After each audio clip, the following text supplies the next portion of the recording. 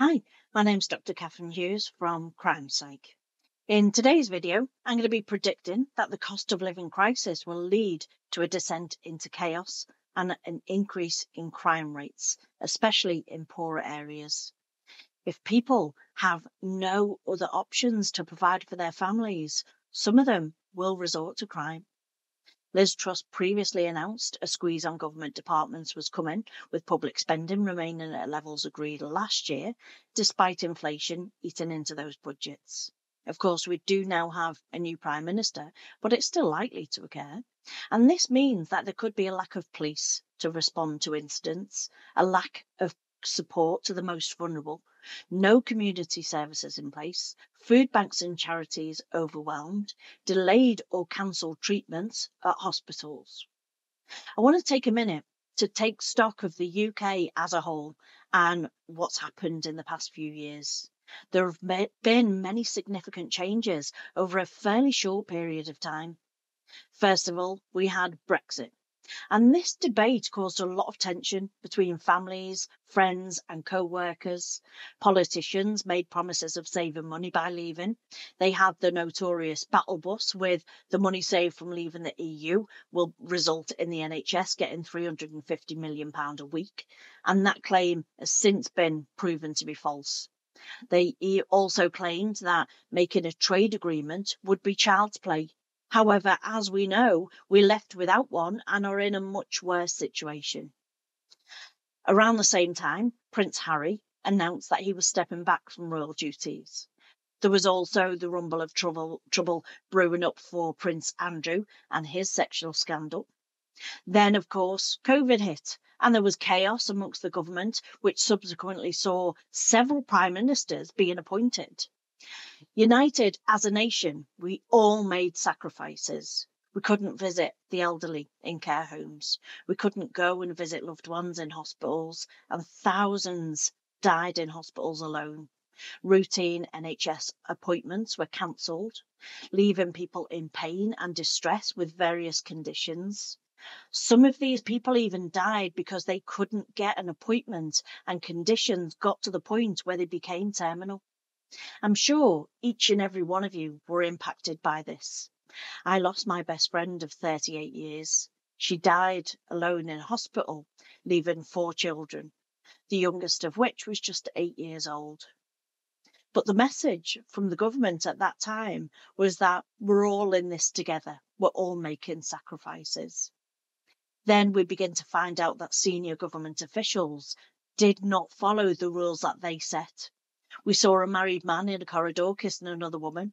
We heard about a variety of trips and interactions that senior officials made. Then we all heard about partying, having fun, drinking, and Christmas parties at number 10 Downing Street. All the while, the nation was told that they couldn't see their families at Christmas. Since then, we saw Prince Edward die and Queen Elizabeth sitting alone at his funeral. Then, of course, Queen Elizabeth died. Whether you like her or not, she's been a constant figure of authority and leadership, and she worked her whole life to serve this country. We also had very quick successions of prime ministers. There have also been many scandals coming to light about politicians wasting billions of pounds, giving contracts to friends, and their jobs not being done correctly. Now we have the cost of fuel and the cost of living skyrocketing. And this was because Russia invaded Ukraine. From my point of view, being within the general population and coming from a working class background who are by no means rich or wealthy, I see messages of the rich getting richer and the poor getting poorer. The rich and powerful leaders within our government appear, to me at least, to be mainly concerned about themselves and making themselves more wealthy and their friends more wealthy. Maybe I'm unique in thinking this, but I doubt it. There are thousands of people in the UK who have to decide between putting their heating on and eating. Some can't afford the petrol or the transport costs to work anymore. We as a country have a great number of families living in poverty, reliant on food banks and having to prioritise which bills they can and can't pay. When I'm talking about the governments, this isn't a political standpoint. I'm not advocating one party over the other. However, those leaders have proven themselves to be incapable and appear to be interested in only self-preservation. I'm talking about the individual conduct of politicians and how trusting the general public are. In fact, how trusting we have to be. There's no doubt that there are going to be some of you watching that support the Conservative government. You could argue that slashing tax cuts would encourage more people to seek out work, but this doesn't consider the wider societal implications. If you have a well-paid job, well, good for you. You don't need to worry too much about the increase in the cost of everything. But think about the thousands on minimum wage or 0-hour contracts who have to choose between putting the heating on and eating. There's going to be some who choose to put the heating on and steal their food. Think about a disabled person who can't work and doesn't have the money to spend on the support that they need. There are going to be a lot of people who will do whatever it takes to provide for themselves and their family, and this could be committing crime. So if you're one of the lucky ones who don't need to worry and are in support of the government, how are you going to feel when your house is burgled? How are you going to feel when the businesses that you run is making a loss because of staff stealing from the workplace? There isn't going to be enough police to catch these people committing the crimes. There certainly isn't going to be money being available to put into any preventative measures. And these are the very reasons we have a government to run the country. They're informed by experts in the field. I couldn't possibly tell you what impact slashing taxes would have. I don't know what other countries we have to work with to keep the economy afloat. I'm clueless about the best way to drive the country out of these difficulties. One person, one individual doesn't know enough to deal with each aspect needed to run a country. And this is why there are different people leading in various departments. But that brings me to the very point of this video. I'm a layperson, not a politician. But the government decisions are impacting my life and your life every single day. I place my life in their hands essentially. Therefore, there must be trust. I mentioned that all of the major changes and difficulties that we've faced as a country, and the reasons for this will shortly become very evident. I started this episode predicting that the cost of living crisis would lead to an increase in crime rate. I've talked about how thousands more people will be or are living in poverty. Poverty on its own does not lead to an increase in crime. Poverty may be one of the many reasons for an individual to engage in criminal activity. However, living in poverty on its own is unlikely to lead to the engagement in criminal activity. There are a range of findings within psychological studies examining the link between poverty and offending. And the conclusion is that there are likely to be a very complex combination of several factors influencing criminality. However, it has been consistently found that inequality and feelings of frustration are linked to increases in crime rates. It's rare for any single factor, event, or experience acting in isolation to cause antisocial or criminal behaviour.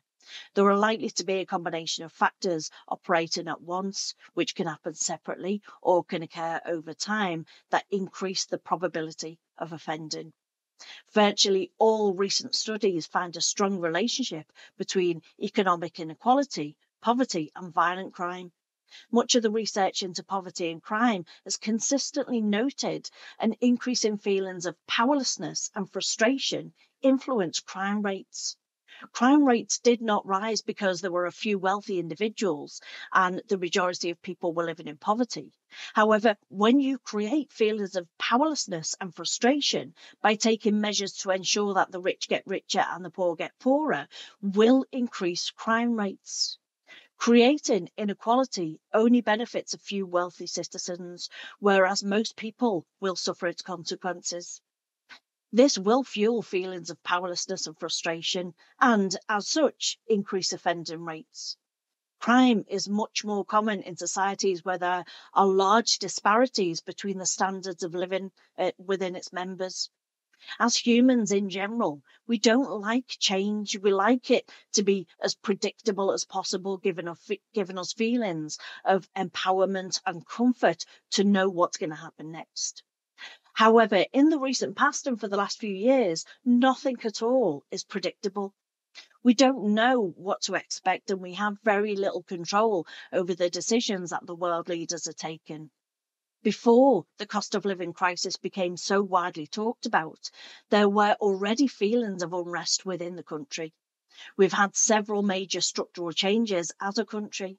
And this is why I've talked about all of the events that have happened so far. As each issue has emerged, each of these is quietly working to change attitudes.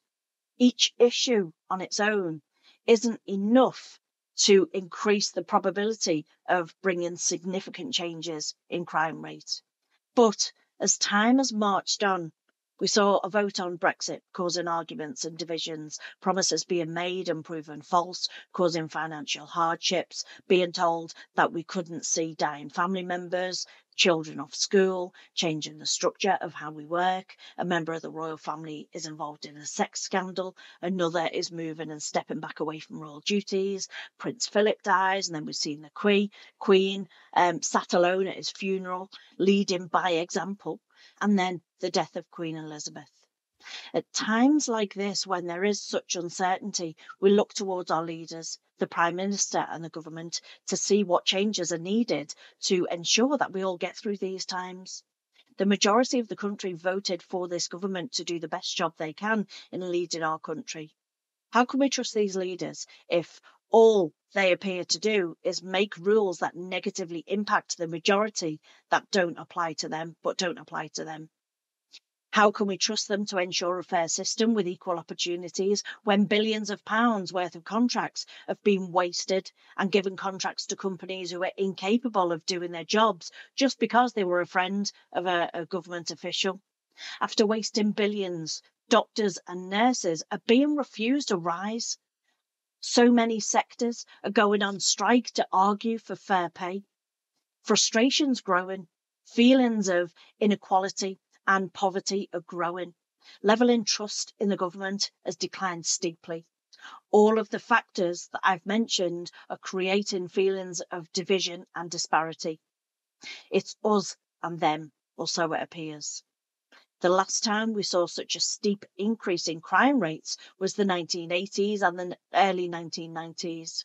And that was a time when we saw a large number of people becoming unemployed.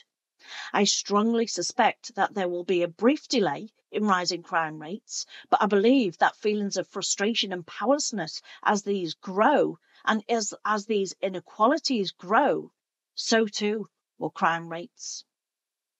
That's it for today then. I hope that you found it interesting, and as always, more importantly, I hope that you learned something new from it. Thanks for watching then. Bye for now.